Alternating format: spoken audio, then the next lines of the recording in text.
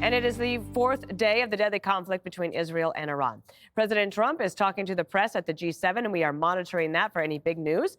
In the meantime, let's go to Mike Tobin. He can give us a quick catch-up from Tel Aviv. Hi, Mike. Hi, Dana. Iran is now interested in de-escalation and a return to the negotiating table with the condition that the U.S. stays out of the fight. The U.S., for its part, is now sending the USS Nimitz carrier strike group to the region ahead of schedule. There was a strike during a live broadcast of Iranian state TV, and what I can show you now is video of the aftermath of the state TV building in Tehran on fire. Israel, for its part, did send a warning into the area, warning people to evacuate ahead of that strike. State TV is now back on the air broadcasting from a backup location. Israel's prime minister says Israeli jets can now do whatever they want in the skies over Tehran. The Israeli Air Force controls the skies over Tehran. This changes the entire campaign. We are on the way to achieving our two goals: eliminating the nuclear threat and eliminating the missile threat. We have new video out of Iranian F-14s on the ground being taken out by Israeli airstrikes. Iran purchased those F-14s before the Islamic Revolution in 1979. We also have satellite images of missile production and nuclear facilities before and after Israeli airstrikes. Israel says 1/3 of Iran's missile launchers have now been destroyed. We keep getting warnings out of Iranian state TV and the Iranian Revolutionary Guard that drone strikes and missile strikes are inbound to Israel, but thus far they haven't materialized. It doesn't mean they won't, but we usually get credible warnings from Israel's Home Front Command, and we haven't had that yet this evening. Dana? All right, Mike Tobin, thank you. Stay safe. And we will continue on with this. The big headline today is Iran ready to wave the white flag and cry uncle. The Wall Street Journal is reporting that Iran is seeking talks with the U.S. and Israel to end the hostilities. President Trump out with world leaders at the G7 in Canada and once again imploring Iran to make a deal before it's too late. Mr. President, have you heard any signals or seen any messages from intermediaries that Iran wishes to de-escalate the conflict? Yeah, they'd like to talk, but they should have done that before. I had 60 days, and they had 60 days, and on the 61st day, I said, we don't have a deal. They have to make a deal, and it's painful for both parties, but I'd say Iran is not winning this war, and they should talk, and they should talk immediately before it's too late. Jesse, President Trump has been consistent for 10 years that Iran should not be allowed to have a nuclear weapon, and letting Israel do what it thinks it needs to do to protect itself. Right. So we're pretty involved already. We greenlit the operation, obviously. We're intercepting all the missiles that Iran's sending over, and we have shared intelligence and are doing refueling flights. The question is, how much more involved are we going to get? And so a few scenarios. One, if the Iranians attack U.S. assets, we'll have to get involved.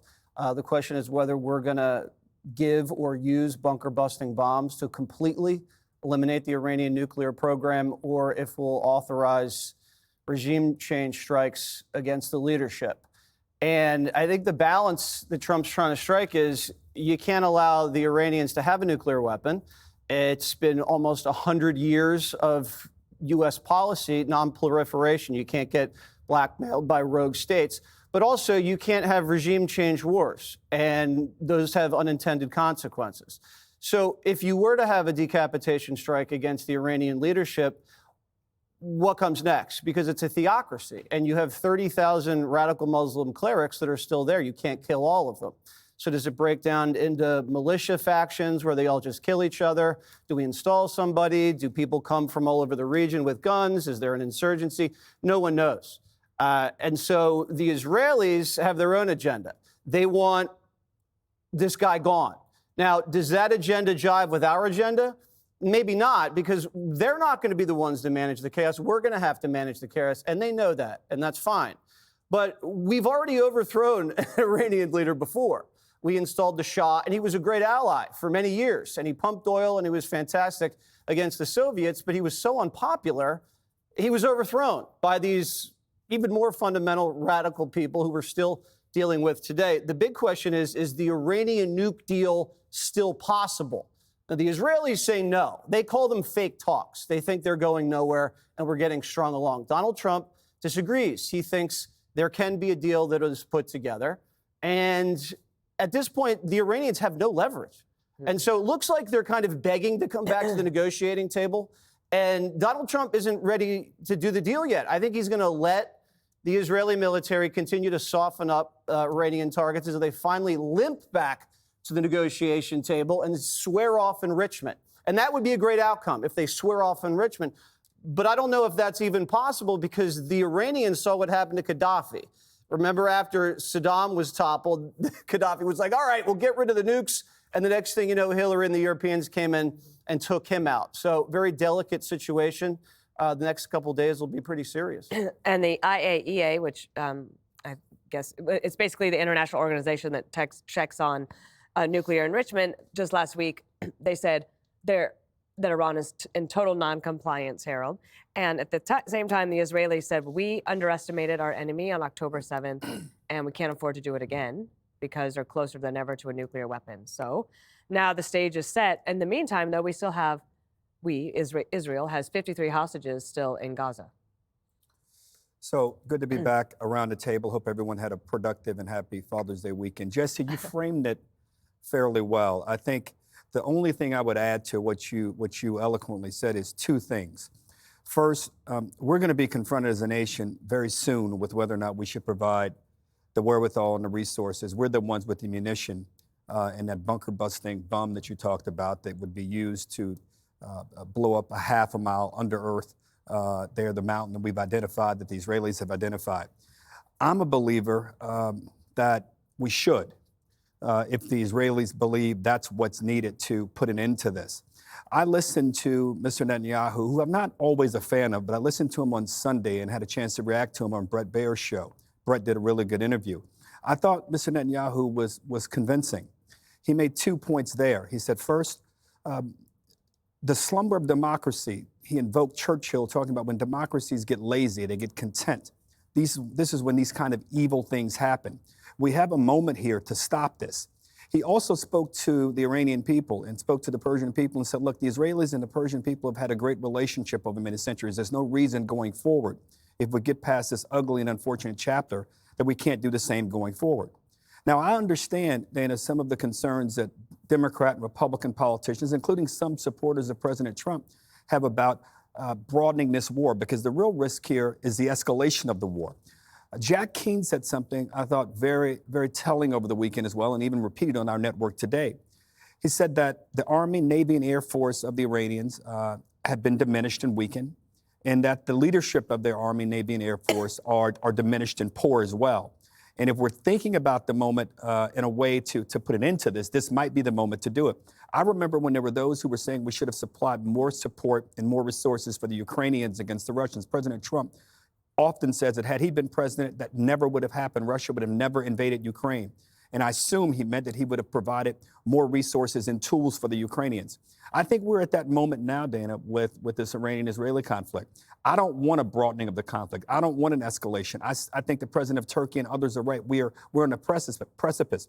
But what I don't want to have happen going forward is this risk and threat that the Iranians pose. And what you led into this question about, they have lied about their preparation, their ability to develop and detonate a nuclear weapon. Mm-hmm.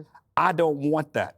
And even if the IAEA is wrong, I'm willing to take the risk. If we have this moment now, we should destroy this capability of the Iranians. Kennedy, I feel like President Trump doesn't get credit for something else. It's a key part of this story, but it's a smaller part of the story.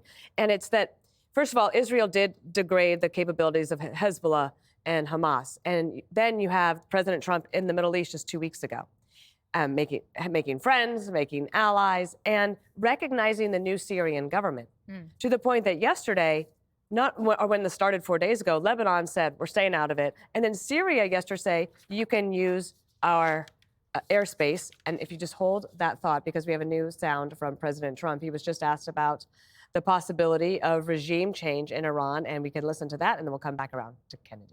Regime change in Iran. I want to see no nuclear weapon in Iran, and we're well on our way to making sure that happens. And a short comment, Kennedy, I wasn't sure how long that would be. Your thoughts? Yes, I think he shares that sentiment with the entire Western world. no one wants Iran to have a nuclear weapon because, this is not the era of détente, of mutually assured destruction, where, there were countries stockpiling nuclear weapons for defensive reasons. Iran has talked about going on the offense, and part of the existence of this regime is the desire to annihilate Israel, which is right next door. Think about it. What if Canada what if the reason for being for Canada was to destroy and obliterate the United States? I was recently on a Holocaust tour in Poland, and we visited the extermination camps. And, that took years for Nazi Germany to exterminate 6 million Jews and 3 million Catholic Poles. Iran wants to do what Hitler started with one bomb, and that's the fear. So Israel has started this, and now what the United States has to ask itself, are we going to be the ones who finish it? Because it will, if you're talking about the main enriching site for uranium, the Fordel site, that will take the kind of bunker buster that Israel does not have. I spoke to a former Navy SEAL senior chief, and he said, yes, Israel does have bunker busting bombs, but not the massive type where it'll take a pair with a B-2 bomber in order to completely obliterate that facility. That is a possibility if the United States wants to get involved.